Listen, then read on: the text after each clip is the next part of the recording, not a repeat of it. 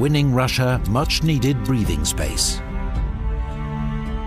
His son, Tsar Alexei, implemented a new legal code, the Sabornoye Uluzhenie.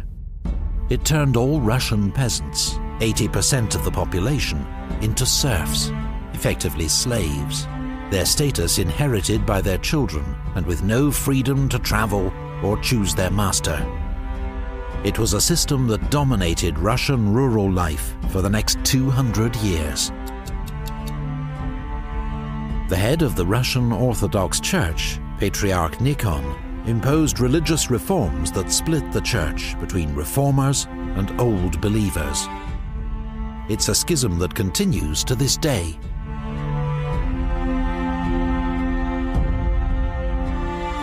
Ukrainian Cossacks, rebelling against the Polish-Lithuanian Commonwealth, recognized Tsar Alexei as overlord in exchange for his military support. It led to the 13 Years' War between Russia and the Polish-Lithuanian Commonwealth. Russia emerged victorious, reclaiming Smolensk and taking control of eastern Ukraine. A revolt against Tsarist government, led by a renegade Cossack, Stenka Razin, brought anarchy to southern Russia. It was finally suppressed. Razin was brought to Moscow and executed by quartering. The sickly but highly educated Fyodor III passed many reforms. He abolished Mesnichestva, the system that had awarded government posts according to nobility rather than merit, and symbolically burned the ancient books of rank. But Fyodor died aged just 19. His sister Sophia became Princess Regent, ruling on behalf of her younger brothers, the joint Tsars Ivan V and Peter I. After centuries of conflict, Russia and the Polish-Lithuanian Commonwealth signed a treaty of eternal peace. Russia then joined the Holy League in its war against the Ottoman Empire. Sophia's reign also saw the first treaty between Russia and China, establishing the frontier between the two states.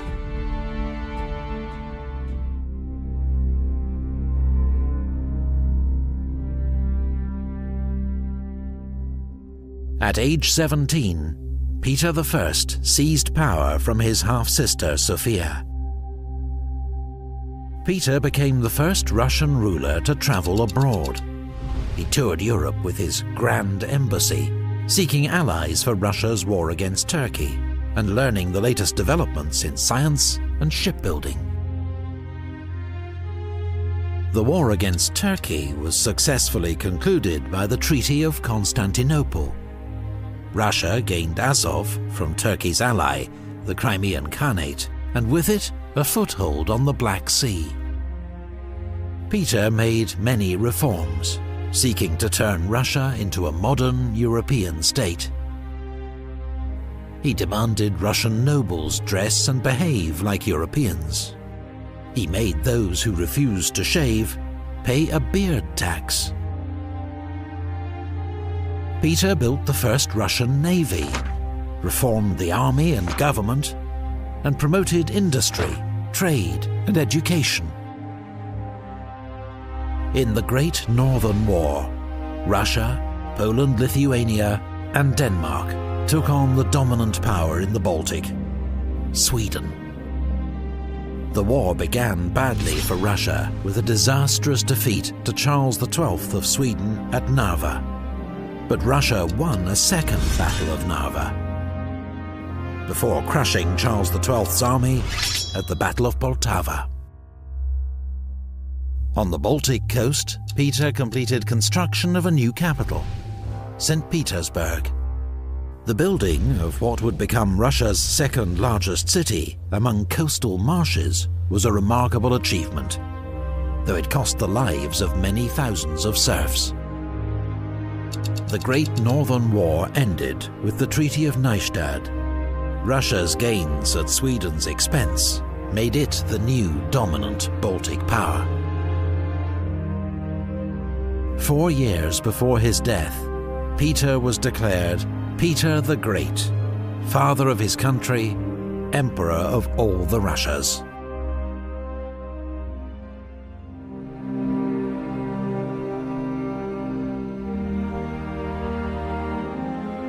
Peter was succeeded by his wife Catherine, then his grandson Peter II, who died of smallpox, aged just 14.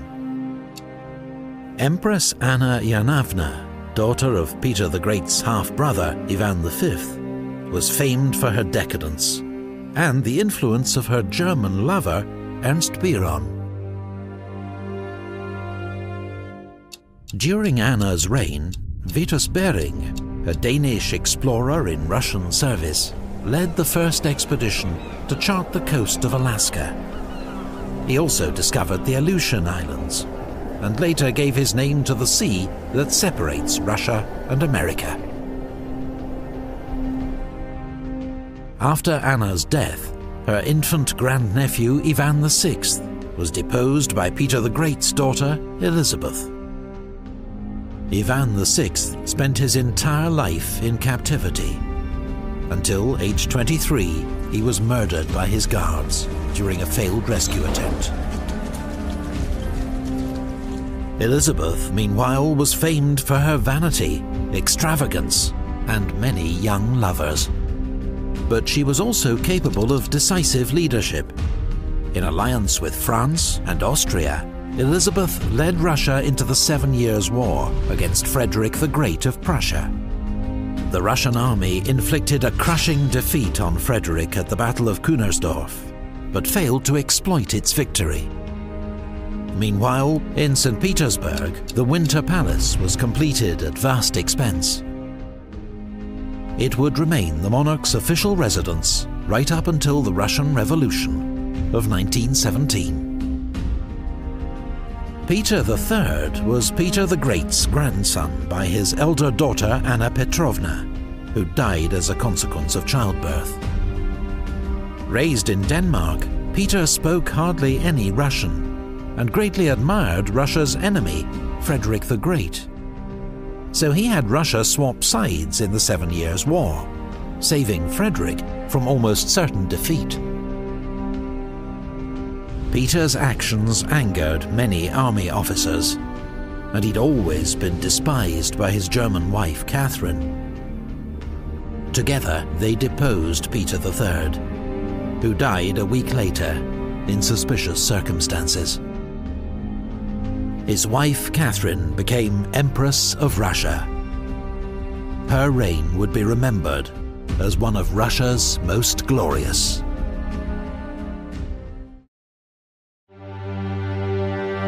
In the early 1700s, Peter the Great's reforms put Russia on the path to becoming a great European power. But it was his grandson's German wife, Catherine, who deposed her husband to become Empress of Russia, who oversaw the completion of that transformation. Like Peter, she too would be remembered as the Great.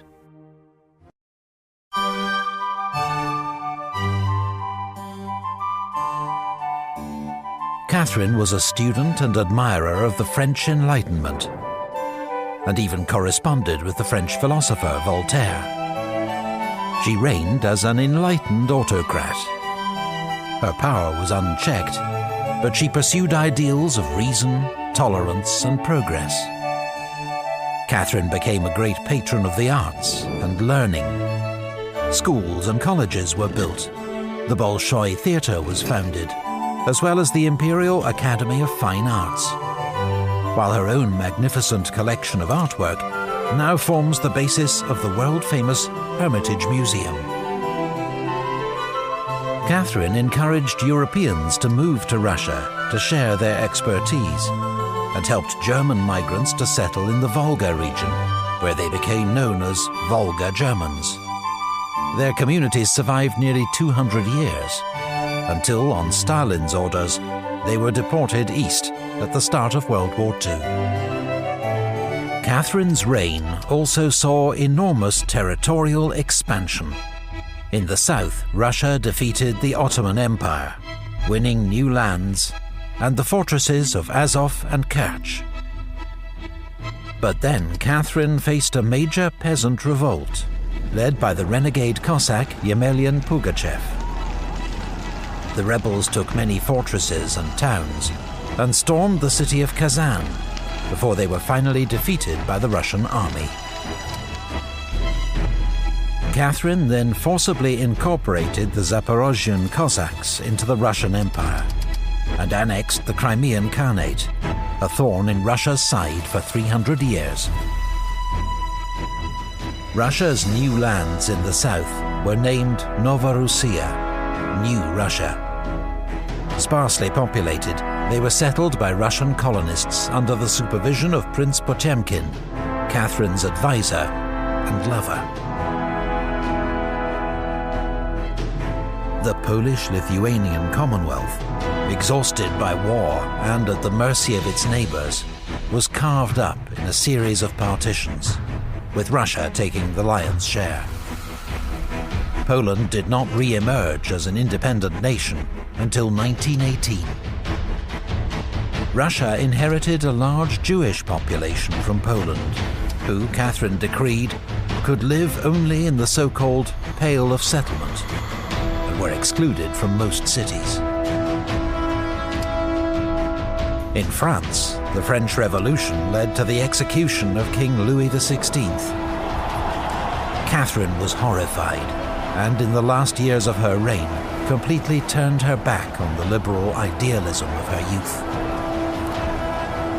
3 years later, Catherine died, ending one of the most glorious reigns in Russian history. She was succeeded by her son, Paul, a man obsessed by military discipline and detail, and opposed to all his mother's works. Russia joined the coalition of European powers, fighting revolutionary France. Marshal Suvorov, one of Russia's greatest military commanders, won a series of victories against the French in northern Italy. But the wider war was a failure.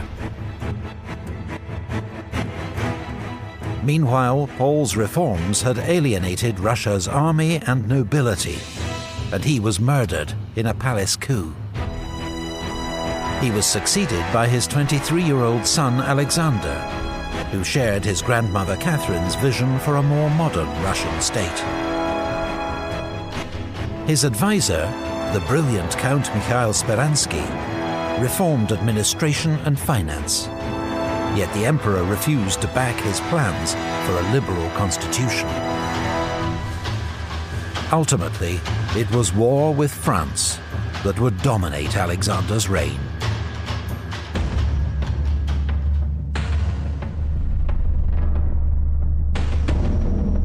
France had a new emperor, Napoleon Bonaparte, who inflicted a series of defeats on Russia and her allies at Austerlitz, Eylau, and Friedland.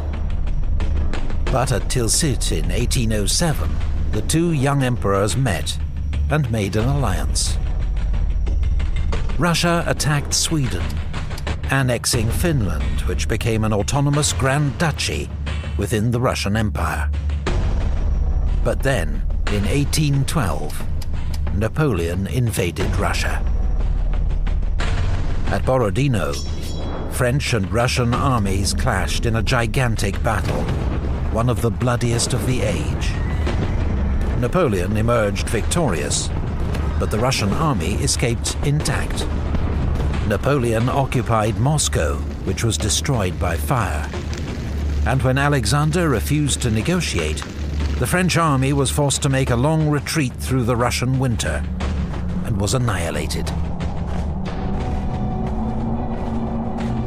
Napoleon had been dealt a mortal blow, and Russia, alongside Prussia, Austria, and Britain, then led the fight back, which ended in the capture of Paris and Napoleon's abdication. At the Congress of Vienna, as part of the spoils of war, Alexander became King of Poland. Then, With Austria and Prussia, he formed the Holy Alliance, with the aim of preventing further revolutions in Europe. Meanwhile, in the Balkans and Caucasus, Russia had been waging intermittent wars against the Ottoman Empire, Persia, and local tribes. The frontier had been pushed south to incorporate Bessarabia, Circassia, Chechnya, and much of modern Georgia, Dagestan, Azerbaijan, and Armenia. But the peoples of the Caucasus bitterly resisted Russian rule. Russia's attempt to impose its authority on the region led to the Caucasian War, a brutal conflict fought amongst the mountains and forests that would drag on for nearly 50 years. Alexander was succeeded by his brother Nicholas, a conservative and reactionary. But parts of Russian society had now developed an appetite for European-style liberalism, including certain army officers who'd seen other ways of doing things during the Napoleonic Wars. They saw Nicholas as an obstacle, and the new emperor's first challenge would be military revolt.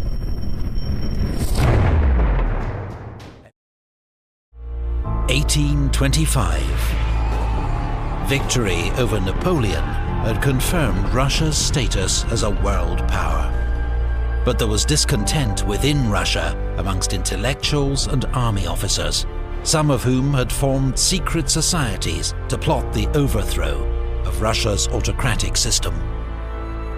When Emperor Alexander was succeeded, not as expected by his brother Constantine, but by a younger brother Nicholas, one of these secret societies used the confusion to launch a military coup. But the Decembrist revolt, as it became known, was defeated by loyalist troops, and the ringleaders were hanged. Others were sent into internal exile in Siberia. This was to become a common sentence for criminals and political prisoners in Tsarist Russia. Nicholas went on to adopt an official doctrine of orthodoxy, autocracy, and nationality. The state was to rest on the pillars of church, Tsar, and the Russian national spirit, a clear rejection of the values of European liberalism. In the Caucasus, border clashes with Persia led to a war which ended in complete Russian victory. The Treaty of Turkmenchay forced Persia to cede all its territories in the region to Russia and pay a large indemnity. Russian support for Greece in its war of independence against the Ottomans led to war between Russia and the Ottoman Empire. Russian victory brought further gains in the Black Sea region.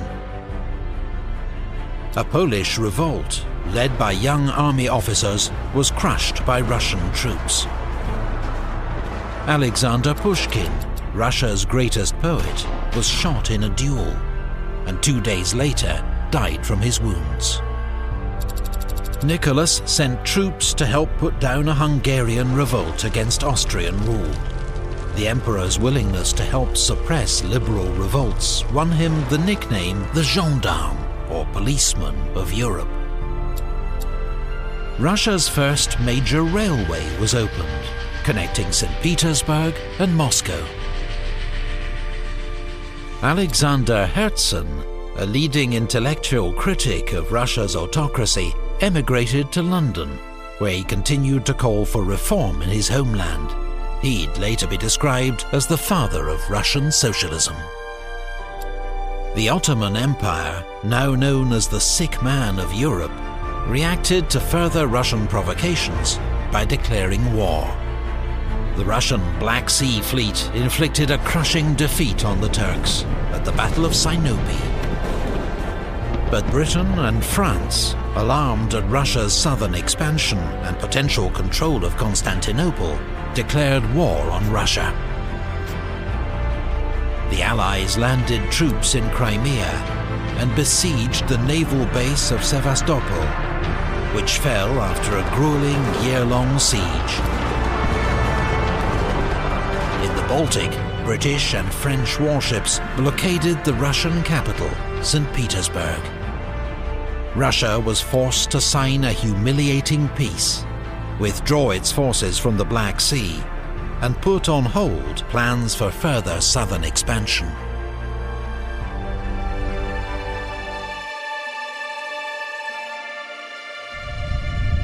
Nicholas I was succeeded by his son, Alexander II.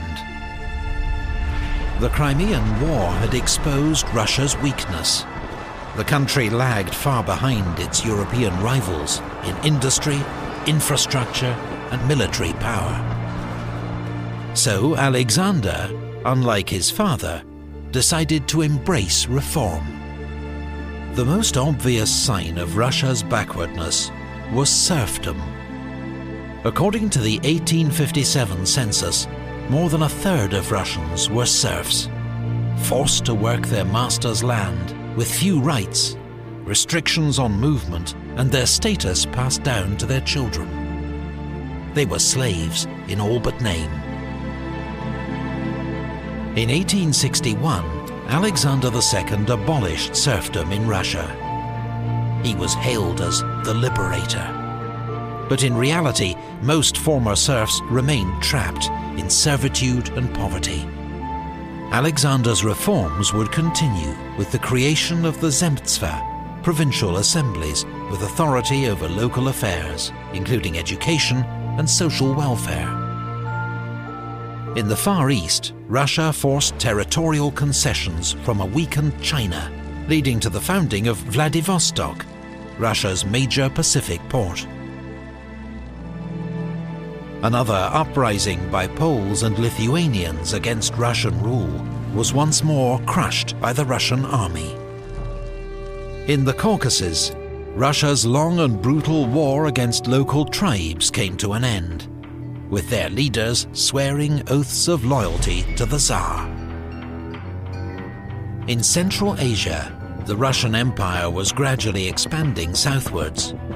Russian armies defeated the Emirate of Bukhara and the Khanate of Khiva, and by the 1880s, Russia had conquered most of what was then called Turkestan, today the countries of Kazakhstan, Uzbekistan, Kyrgyzstan, Tajikistan, and Turkmenistan. Imperial rivalry in Central Asia between Russia and Britain led to the Great Game, a 19th century version of the Cold War. Centered on Afghanistan, diplomats and spies on both sides tried to win local support, extend their own influence, and limit the expansion of their rival, while avoiding direct military confrontation. Russia decided to sell Alaska to America for $7.2 million. Many Americans thought it was a waste of money. Gold and oil were only discovered there much later. Leo Tolstoy's War and Peace was published, still regarded as one of the world's greatest works of literature. The late 19th century was a cultural golden age for Russia, a period of literary greats and outstanding composers. Russia, in support of nationalist revolts in the Balkans against Ottoman rule, went to war with the Ottoman Empire once more. Russian troops crossed the Danube, then with Bulgarian help fought to secure the vital Shipka Pass. Then they launched a bloody 5-month siege of Plevna in Bulgaria. Russia and her allies finally won victory, with their troops threatening Constantinople itself. But at the Congress of Berlin, Russia bowed to international pressure and accepted limited gains, in a settlement that also led to independence for Romania, Serbia, Montenegro, and later Bulgaria. Meanwhile, within Russia, radical political groups were increasingly frustrated by Alexander II's limited reforms. There were several failed attempts to assassinate the emperor, but as he prepared to approve new constitutional reforms, he was killed in St. Petersburg by a bomb thrown by members of the People's Will, one of the world's first modern terrorist groups. This act of violence would lead only to a new era of repression.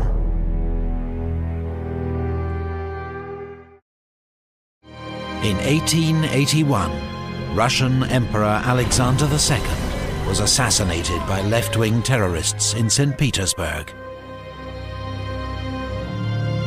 Today, the place where he was fatally wounded is marked by the magnificent Church of the Saviour on Spilled Blood.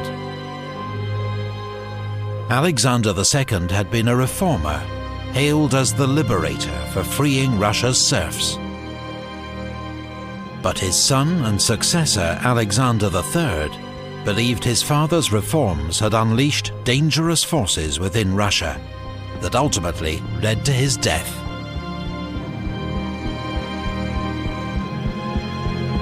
As emperor, he publicly vowed to reassert autocratic rule, declaring that, in the midst of our great grief, the voice of God orders us to undertake courageously the task of ruling, with faith in the strength and rightness of autocratic power.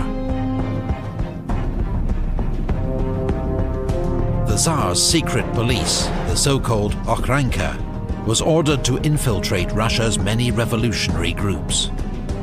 Those found guilty of plotting against the government were hanged or sent into internal exile in Siberia. Alexander III was a pious man who supported the Orthodox Church and the assertion of a strong Russian national identity. Russia's Jews became victims of this policy.